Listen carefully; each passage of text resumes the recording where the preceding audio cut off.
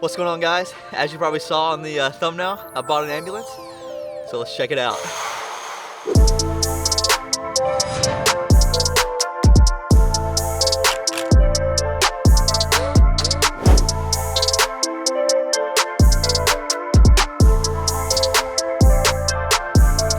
Alright guys, so this is it. It's a 1987 Ford ambulance, and it's still new to me, so I don't know a whole lot about it. But it is 4x4, so this is going to be my new overland rig. Already decked out with lights, 1, 2, all the way up top, fully all the way around. Super cool. They do not work right now. There's a lot of stuff that actually does not work right now, and I'll go through that, all the pros and cons. There's not that many pros, a lot of work to be done to this thing, but it's going to be super sick. So one thing a lot of people don't realize is how big this thing actually is, okay? And I know on camera it doesn't do it justice, but here's the door right here, okay? This thing's massive. Here's some pictures compared to most average cars.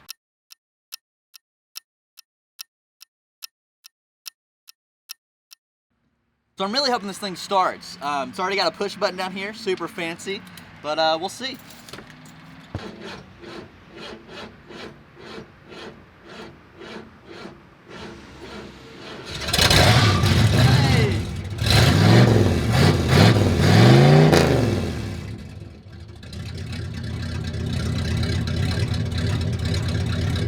Pretty sure the idle screw's turned down pretty good bit because it just sounds weak. Now I actually picked this thing up in Orlando, Florida. I drove about 8-9 hours, give or take. Drove it all the way back too. Didn't have any issues, or at least not like I thought. I started out videoing the whole trip. I was like, man, this, 2 hours in, this thing's gonna break down. We're gonna have to get towed all the way back. It actually did really, really well, and I really have to thank my dad for coming on that trip with me because I know it wasn't an easy one. We started out just sleeping in the car. We only had just like a few minor issues, really, nothing crazy. Fixing a few cosmetic stuff. Got to put in a new headlight. We've got some new windshield wipers, and then underneath I'll show you what's going on with the gas tank. We went about 85 miles. Time to fill up again. It's really hard to tell about how big this tank is actually. It's just leaking, like you see right here. So that's really our biggest thing. Don't really know how much fuel we're actually using versus how much we're wasting. But I did think this was a funny story. First time we filled up, or tried to fill up, threw it in right here. There's no line on that one, so the gas was just spewing right on the ground. Then we figured out that there was a second one right here, so that's the good one. So here's getting a look at the interior. It's already got this wall mounted up. I'm not sure if I'm going to keep this or not. I do already have a few ideas, but haven't really started on anything. This is the controls up here to all of the lights and sirens and whatnot. Like I said, it's not hooked up. Wire just cuts out right there. And got this nice wood paneling in here. I mean, you can't really find vehicles with that stuff anymore. Classic. Now it's got a few gauges in here, aftermarket. Those do not work. The gauges on the dash do not work. Got a new dash panel that came with it, so plan on putting that in there. Radio does not work. AC does not work. The only functionable switches in here is going to be the windshield wipers and the headlights. But as far as blinkers, tail lights, interior lights, yeah, no, none of that stuff works. Here is the gas pedal, just held on by a zip tie. Very sturdy stuff.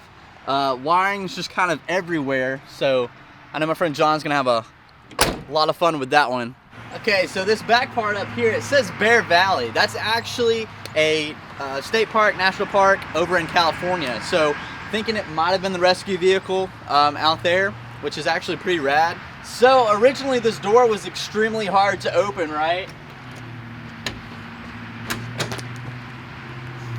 This door right here wouldn't even open at all. One of my friends, James, he had to kick that in. But now this is it. This is the inside.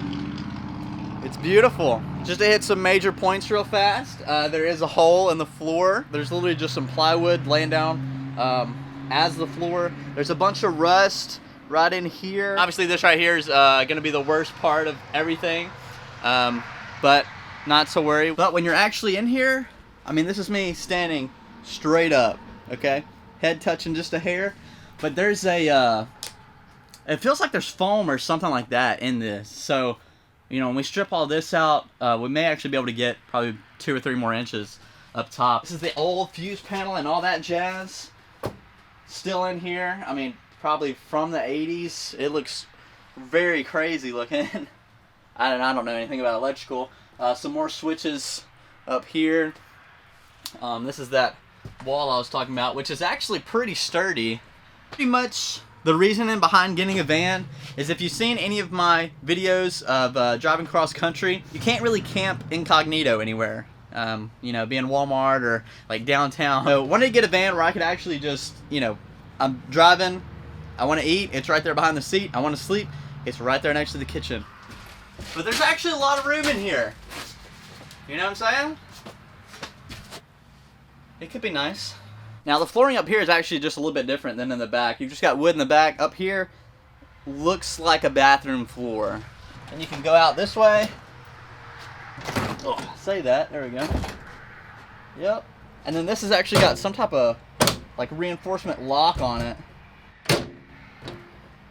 And then you lift up on something. Oh, never mind. No, you just push down. Okay. Yeah. So we're learning. But overall, I don't know, it's awesome for sure. It's something else. So I'm super stoked for the build. Really hope you are too. No, I probably paid way too much for this thing. Ended up paying $6 grand, and I know that sounds like a lot, especially after seeing all the rust stuff and, you know, pretty much everything we're gonna have to take out and do, and none of the gauges work. I mean, lights hardly work. But the whole point was to buy a 4x4, and that is what the most expensive part is. Unique. And that's that's what I'm most excited about. But keep in mind, as soon as I bought this thing, I drove it 9 hours on the interstate. An 87 van, ambulance. So yeah, it does need some work, but overall I'm happy with the purchase. If you have any ideas that could help me out on the inside, send them my way.